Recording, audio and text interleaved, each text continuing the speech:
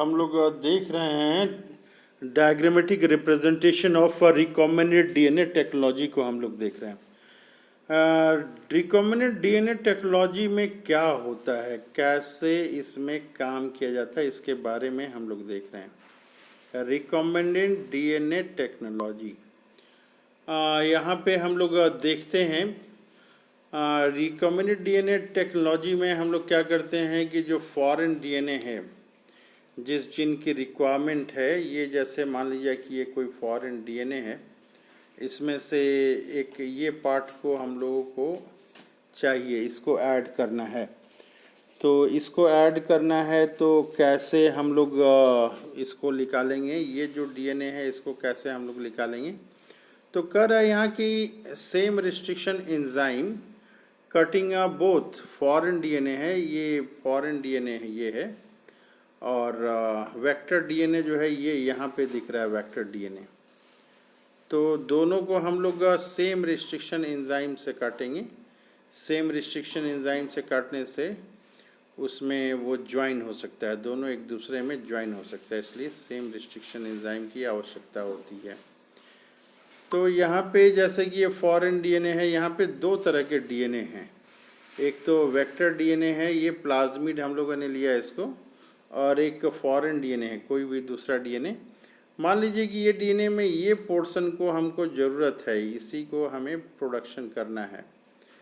तो same restriction enzyme लेके हम लोगों ने फॉरेन डीएनए को भी काटा और वेक्टर डीएनए को, यहाँ पे वेक्टर डीएनए जो है प्लाज्मिड है, इसको भी काटा। तो ये पोर्शन अब हम लोग क्या करेंगे, प्लाज्मिड में यहाँ पे ऐड कर देंगे यहाँ पे। तो यहाँ पे देखते हैं हम लोग, यहाँ के कर रहा है कि ये जो काटा हुआ है पोर्शन है, यहाँ पे जो ब्लैंक हुआ है इतना दूर, जैसे कि ये देख रहे हैं, ये जो काट के निकाल दिए हैं, और इसको जो है हम लोग को यहाँ पे जोड़ना है। क्योंकि सेम एंजाइम यहाँ पे भी हम लोगों ने काटा, रिस्ट्रिक्शन एंजाइम यहाँ पे भी काटा, तो ये एक दूसरे में जो है ये जुड़ सकता है, ये जो है यहाँ पे जुड़ सकता है। तो जोड़ते किससे हैं हम लोग, लाइगेज से हम लोग जोड़ते हैं। लिखा है यहाँ पे कि ligases join foreign DNA to plasmid. यहाँ पे देखिए ये छोटा टुकड़ा यहाँ पे ये जुड़ गया। जब ये डीएनए का टुकड़ा दो यहाँ पे आ गया है, एक तो आपका जो है वेक्टर का है और दूसरा जो है ये फॉरेन डीएनए, दोनों यहाँ पे है। तो जब दोनों डीएनए आ जाएगा एक साथ, तो ऐसे डीएनए को हम लोग नाम देते हैं रिकॉम्बिनेंट डीएनए मॉलिक्यूल, इसको कहते हैं। दो तरह के डीएनए यहाँ पे एक साथ हो गए हैं, यहाँ पे ये एक साथ हो गए।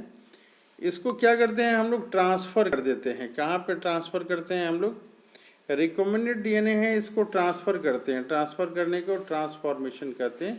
जैसे ई कोलाई सेल है, इसमें हमने इसको प्लाज्मिड को डाल दिया, तो ई कोलाई सेल जैसे ही डिवाइड करेगा तो दो बनाएगा, एक ये और एक ये। तो ये जो रिकॉम्बिनेंट डीएनए हम लोगों ने डाला था, ये भी डिवाइड करके 1 से 2 हो गया। तो इसी तरह 1 से 2, 2 से 4, 4 से 8, 8 से 12 ये होता रहता है।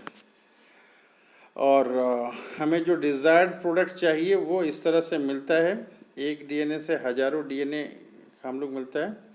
कह रहे हैं यहाँ पे diagrammatic representation of recombinant DNA technology, ये रिकॉम्बिनेंट डीएनए टेक्नोलॉजी का डायग्रामेटिक रिप्रेजेंटेशन है। यहाँ पे दो तरह के डीएनए हम लोग लिए, फॉरेन डीएनए और वेक्टर डीएनए, दोनों को यहाँ पे लाइगेज के एंजाइम की मदद से हम लोगों ने ज्वाइन कर दिया और इसको सुटेबल होस्ट में डाल दिया। ई कोलाई में यहाँ डाल दिया क्लोनिंग होस्ट, और ये सब 1 से डिवाइड करके 2 बनाया, फिर 2 से 4 बनाएंगे, 4 से 8 बनाएंगे।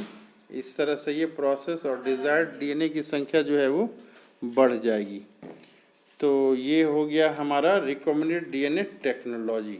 यही है basic of recombinant DNA technology. इस डायग्राम को कमांड करेंगे और बार बार लिखेंगे हम लोग।